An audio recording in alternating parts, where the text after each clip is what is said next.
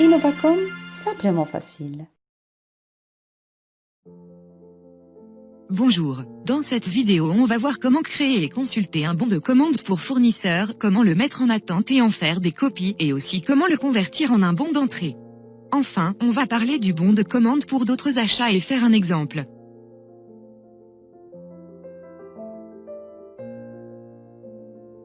Pour faire un bon de commande fournisseur, on clique sur ce raccourci.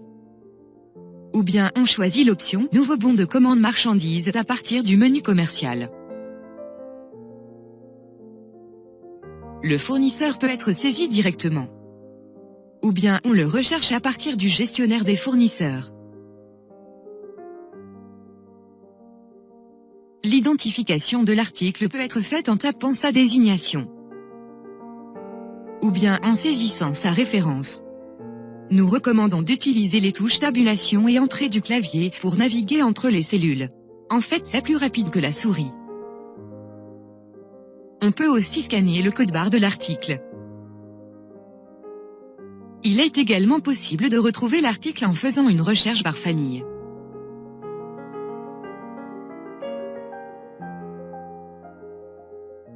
Ou encore une recherche minutieuse avec plus d'options de recherche.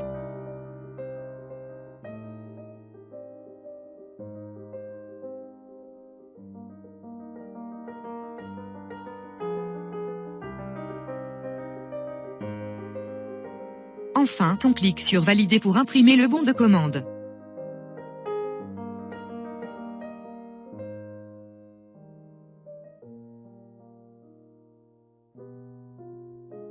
Faisons un autre bon de commande et découvrons d'autres options. Il arrive souvent que certains de vos fournisseurs vous facturent en TTC et avec des prix unitaires en TTC. Dans ce cas, on coche Saisie des prix en TTC.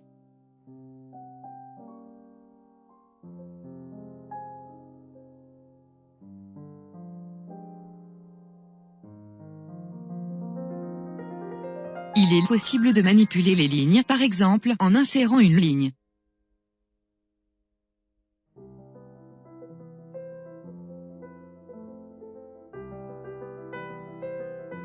Ou en supprimant une ligne.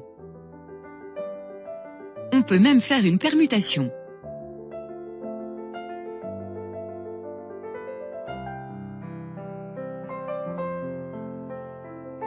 Souvent, on aura besoin d'accéder à la fiche détaillée de l'article pour consulter plus d'informations.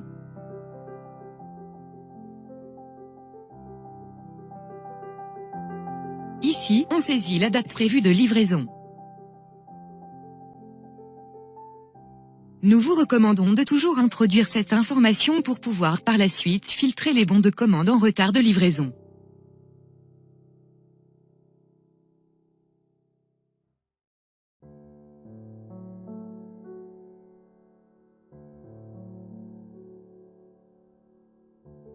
Pour consulter les bons de commande fournisseurs, on clique sur ce raccourci. Ou bien on choisit l'option Consultation des bons de commande fournisseurs. Initialement, on trouve les bons de commande d'aujourd'hui. Mais on peut élargir la période. Il est possible de raffiner notre recherche, par exemple en faisant un filtre sur un fournisseur bien déterminé.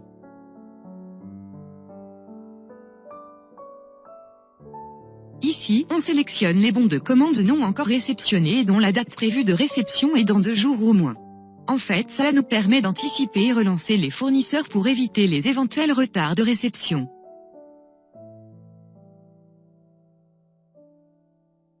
On peut consulter les détails d'un bon de commande en mode fenêtre avec bouton droit de la souris ou en double-cliquant.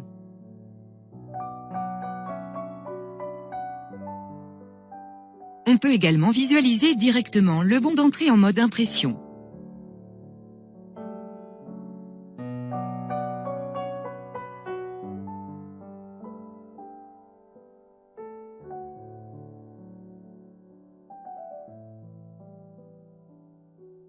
La mise en attente d'un bon de commande nous permet d'enregistrer les données déjà saisies, mais sans les valider définitivement. Pour le faire, on clique sur Mettre en attente. On pourra par la suite reprendre ce bon de commande pour terminer la saisie et on peut même faire des rectifications. Généralement, on met en attente un bon de commande parce qu'on l'a pas encore fini ou bien parce qu'on attend l'accord d'un utilisateur plus hiérarchique.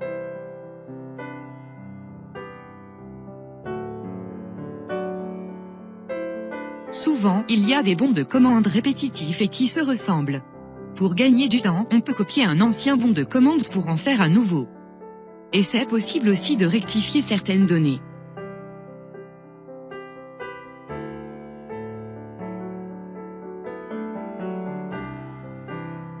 Quand le fournisseur nous livre la marchandise qu'on a commandée, il faut alors faire une entrée en stock.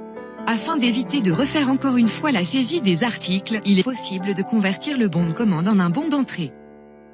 Pour le faire, on sélectionne le bon de commande à convertir puis on choisit convertir en un bon d'entrée avec le bouton droit de la souris. Enfin, on clique sur valider pour imprimer le bon d'entrée.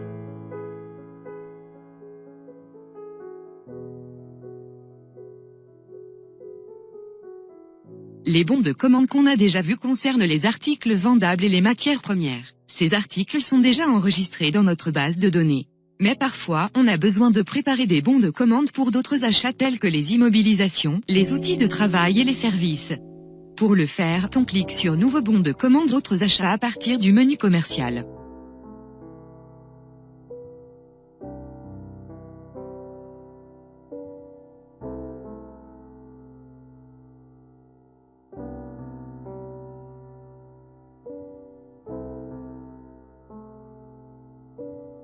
On remarque bien que les articles sont libres de saisie donc sans avoir besoin de les enregistrer préalablement.